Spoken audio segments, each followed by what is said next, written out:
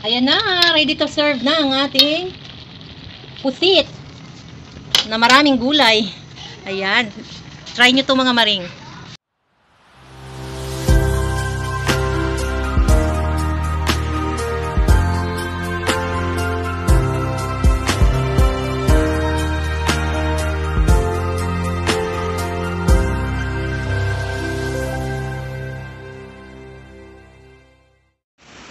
Good morning mga maring! Andito tayo, magluluto tayo ngayon ng pusit. Ito yung gagawin natin para mas lalong sumarap at maging masustansya ang ating pusit. Kasi pag pusit lang na walang halo, parang matamlay siya. So kailangan natin haluan ng mga gulay-gulay katulad ng Chinese cabbage. Yan siya. At ng maraming kamatis. Mas masarap maraming kamatis. At atsal sa Bisaya yan, or bell pepper. Tsaka siling green o siling haba. At Baguio beans. Ayan, Baguio beans. At sayote. At huwag kalimutan ang ating bawang. Ayan, para mas lalong mabango. Bawang at ang ating sibuyas bombay o ang ating sibuyas butter para mas lalong sumarap. Ayan po, may butter tayo dyan. At eto na, nagpapainit na tayo ng kawali, mga maring. Ayan, mainit na siya. Ilagay na natin ang ating butter. Huwag masyadong lakasan ang apoy para hindi masunog yung butter. Mahina lang ang apoy. Pwede na nating ilagay ang ating bawang o ang garlic.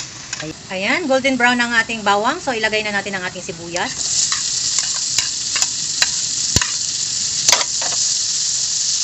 Ayan na, pwede na nating ilagay ang ating...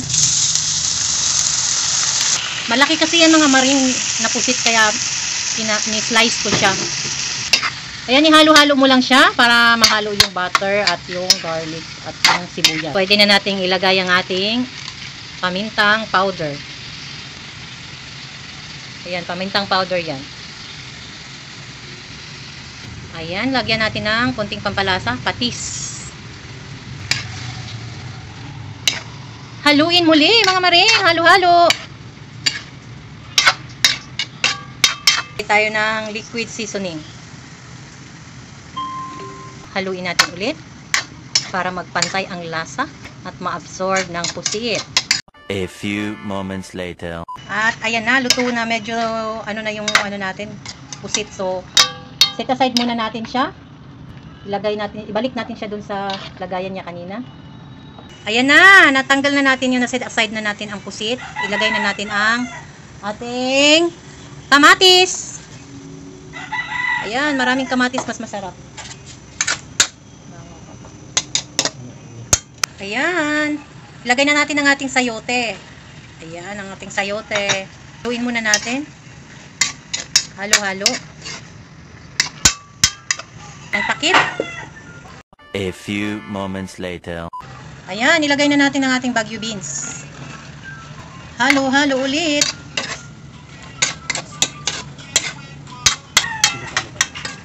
Lagyan natin uli ng takip para malutong Baguio beans. Lagay natin ang ating bell pepper. Ayan. At ang ating Chinese pichay or Baguio pichay.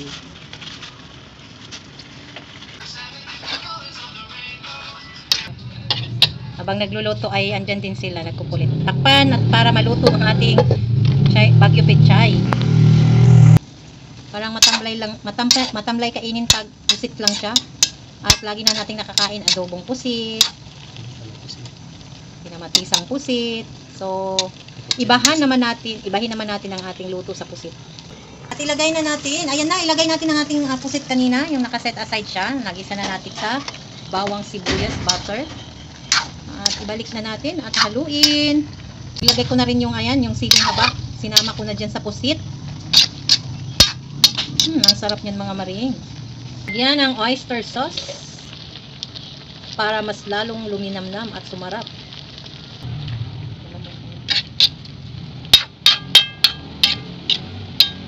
Lagyan natin ng konting toyo kasi medyo kulang pa sa alat.